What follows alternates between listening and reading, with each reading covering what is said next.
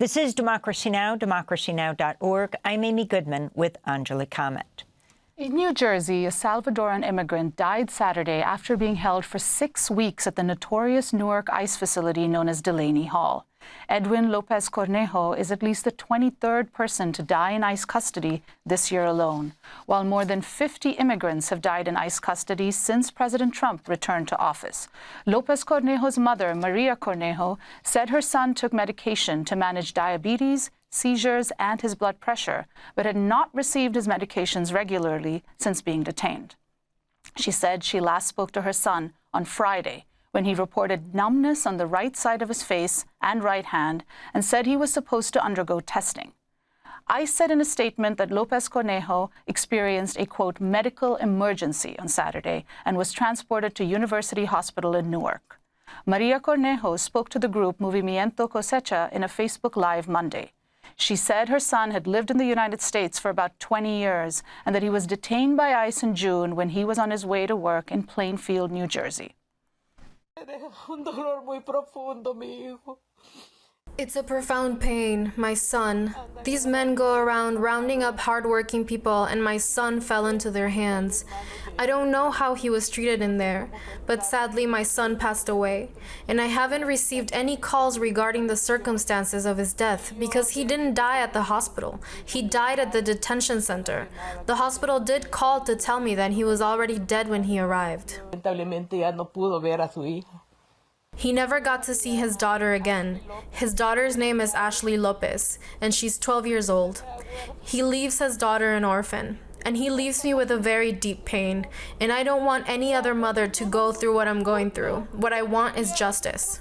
On Tuesday, nearly 100 people rallied in Highland Park to call for the closure of Delaney Hall, to pray and to hear from the loved ones of detainees. Edwin Lopez-Cornejo's 12-year-old daughter, Ashley Cornejo, addressed the crowd. She was distressed as she spoke, so her words may be a little hard to understand. While he was detained, he lost 40 pounds. And when I saw those videos on the news about him, he would say stuff about how they were treating him horribly and how his face and hands were numb. And how they had handcuffs on him very tight to the point his hands would be purple. He had epilepsy, high blood pressure, he had diabetes. And they refused to give him his medication and they brushed off his complaining. And they know they're responsible, they know they're guilty, but they want to lie about it so they don't feel guilty. They're not innocent at all. Ashley is 12 years old. Delaney Hall is run by the for-profit prison company GEO Group. For more, we're joined by two guests. Democratic Congress member Ana Lilia Mejia has called for the closure of Delaney Hall, and Gabriela Soto, wife of Martín Soto, who was detained at Delaney Hall beginning in February but was transferred to the Elizabeth Detention Center in May after helping to organize a hunger strike at Delaney. We welcome you both to Democracy Now! Congressmember Mejia, let's begin with you. You've called for the closure of Delaney Hall. We learned about this death from Congressmember Menendez. Talk about Edwin Cornejo Lopez. What is the for-profit prison telling you as an elected Congress member? Well, first and foremost, thank you for covering this. And I'm so glad to hear that you're also speaking to Gabby, who has been fighting so hard on behalf of her husband and immigrants that have been detained at Delaney Hall. You know, GEO Group, which runs Delaney Hall, and Core Civic, which runs the Elizabeth Detention Center, are two of the largest contractors that our government utilizes to run these detention centers. They have made it increasingly harder for representatives such as myself to enter those facilities, to speak to the detainees. They have made it nearly impossible, actually impossible, for state health officials to go in and determine whether or not the conditions within these detention centers are in fact safe. But here's what I've been able to ascertain in the multiple times I've been at both detention centers. One, the facilities just do not seem adequately able to care for the needs of the detainees, in particular those with chronic health conditions. I noticed that on the very first day I entered one of these detention centers, I heard from multiple detainees who shared that they weren't getting their correct medication for chronic health conditions, that often they would be given a handful of pills and would not know what was actually contained or if they were the correct ones. And in one instance, I was able to actually confirm myself that one of my constituents that I went to visit, who looked completely unwell, and I went with her to the medical unit, we were able to determine by the end of my visit that she had been receiving a quarter of her diabetes medication that her doctor had prescribed, and not because her doctor changed it, and not because the detainee asked for it, but because someone within that facility made that decision without even checking with her doctor or even calling the pharmacy or her family to confirm the amount of medication that she usually took.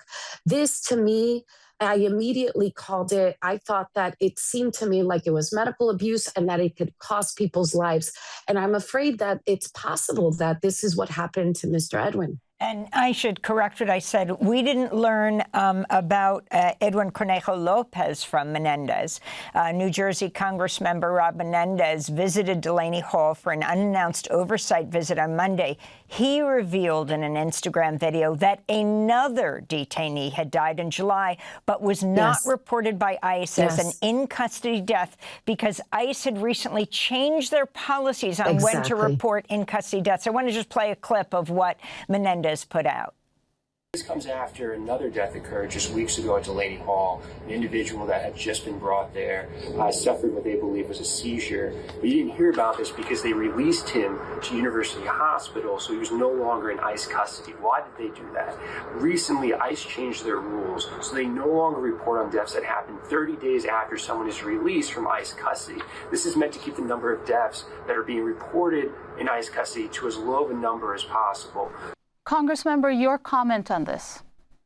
I think that my colleague is exactly right. It's a cynical attempt to artificially lower the number of people who are being harmed by this system.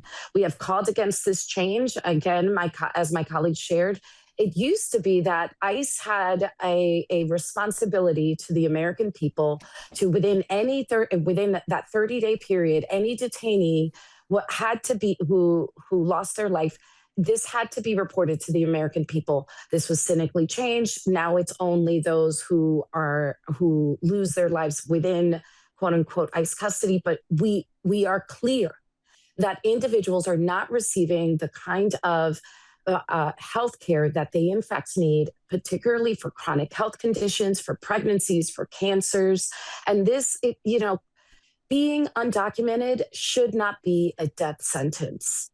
I want to bring in Gabriela Soto into the conversation. She's the wife of Martín Soto, who was detained at Delaney Hall starting in February and transferred in May to the Elizabeth Detention Center after helping organize a hunger strike in Delaney. Gabriela, how is your husband doing and how are you doing? Hi. I want to say that whatever that started to happen in Delaney Hall, it's really painful because my husband, when he was transferred out, he was transferred and he was put into solitary in the Elizabeth Detention Center run by Core Civic. And it's almost 3 months that he has been detained in solitary. And within that time frame, not only is his mental state just broken, but I had to give him the news that I had lost my pregnancy while him in solitary. That's not something that I even knew how to handle. I am still grieving because there's just no words to even describe how corrupted the system is. And I don't have any words to say. Gabriela, our deepest condolences on your miscarriage. What are you calling for right now? I am calling on the closure of Delaney Hall and the Elizabeth Detention Center. The Elizabeth Detention Center has been open for so many years. Delaney Hall has been opened for a little bit over a year. I want the freedom for every single person in there. That's the only thing I started to fight about. At first, I was fighting for my husband, but then I started to meet all of these people who are just innocent, and they are the people that make this country great. They are the people that build the roads that we drive, we walk, the houses we live in, and we're tearing them apart, and it's not fair. I want justice for Edwin's family, for this detainee that we just found out about. How did we not know about this? It's the system that is so corrupted that they don't even have they act like they don't even have a heart on what is going on. They can't even take responsibility for their own actions. To me, I don't see it as they're gonna qualify my pregnancy loss as an ICE murder, but to me it is, because I started with my husband in detention pregnant, and I'm gonna live this for the rest of my life. And I was holding off to know the gender of the baby, and I found out the gender of the baby the day I was gonna lose her. We didn't pick out a name. We didn't pick out anything. And in less than 5 hours, she was gone.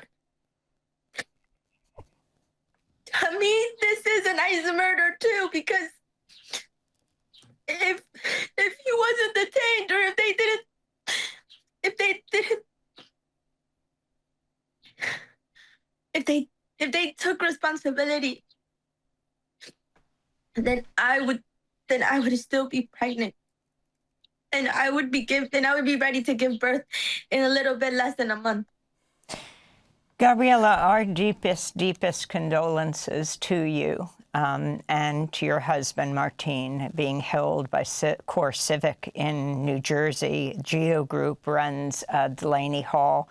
I just want to tell our stations we're not going to break for the second break, which we always do, but it is very difficult to break for the show right now, and I wanted to bring Congressmember Mejia back into this to talk to Gabriela Soto.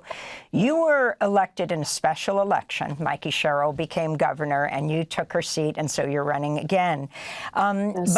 So you're in this new position, longtime community activist. Yes. What is happening on the closure that you are calling for of these prisons, of these immigrant jails? What stops it from being dealt with? For-profit prisons. Yes. What happens in Congress? Well, we have first of all, Gabby, as you know, there are no words to give any kind of comfort that this horrible situation is called for. Gabby, Martín, and so many families. My heart breaks, but it gives me the resolve to continue to fight here. As you said, I've been an organizer for 25 years. I, in fact, was at Delaney Hall when my now colleagues, Congressman Menendez, Bonnie Watson-Coleman, and LaMonica MacGyver, as well as Mayor Baraka, had joined forces with immigrant groups calling for the closure of Delaney Hall. This was at the beginning when they were trying to scale up that detention center to add hundreds and hundreds of beds. I was there when the mayor was dragged inside into the gates and arrested. I was there when I saw agents myself put their hands on members of Congress. And now, as we all know, they continue to persecute my colleague, LaMonica MacGyver. Who herself is pregnant. Who herself is pregnant. We have been working, our delegation, Our New Jersey delegation has been working with community groups, asking them to give us information on medically vulnerable people. We have made a commitment to take turns to visit Delaney and the Elizabeth Detention Center, because we are going to be relentless. We know that because we have the oversight capability, at least we have the ability to be able to go into these detention centers, working with community groups, working with family members like Gabby. We're gathering information, making sure that we are keeping the detailed information that will be necessary for when we flip this house, we can hold our government accountable. It is important for every American, every individual listening to this, to understand that this isn't just about violating the due process and equal protection rights of immigrants. This is about our government stripping constitutional protections for those who have them. And that means that if we allow our government to strip immigrant communities from their due process and equal protection rights, we are in fact allowing our government to strip it from every single American. So even if you believe that this isn't something that impacts you and your family, it in fact does, because this is about fighting to uphold our laws. This is about fighting to ensure that we are abiding by human rights. And this is about ensuring that we aren't letting a for-profit system destroy human beings. Unfortunately, what we are seeing is a profit-driven model that is housing people in unjust and inhumane conditions, and it is costing people their lives. And more so, you then have a government that is willing to lie to its own people, because by having this tricky way of moving people off the books so that it doesn't impact the number of deaths that you have caused, isn't actually reducing the number of deaths. It's reducing the amount of transparency the American people can expect or receive from their own government. The contract, the 15-year contract between GEO and ICE for Delaney Hall is worth roughly $1 billion. Gabriela Soto, I want to bring you back into the conversation. Have you been able to visit your husband? You just have 20 seconds. Yeah, so I visit him whenever they allow me to. The Elizabeth Detention Center is a little bit better than Delaney Hall with the visiting, but it also depends because he's also in solitary, so quote unquote, he's an endangerment to the community. So it just depends on the card that is in the moment there. Gabriela, we're going to have listeners and viewers go to democracynow.org when you came into our studio to hear an extended conversation with you. Gabriela Soto, wife of Martín Soto, who was detained at Delaney Hall, then moved to Elizabeth Detention Center after hoping to organize a hunger strike at Delaney. And Congressmember Lilia Mejia of New Jersey, thanks so much for being with us. Happy birthday to Amba Gregarian. I'll be in Scotland next Tuesday.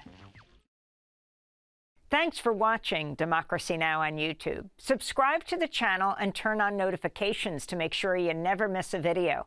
And for more of our audience-supported journalism, go to democracynow.org, where you can download our news app, sign up for our newsletter, subscribe to the daily podcast, and so much more.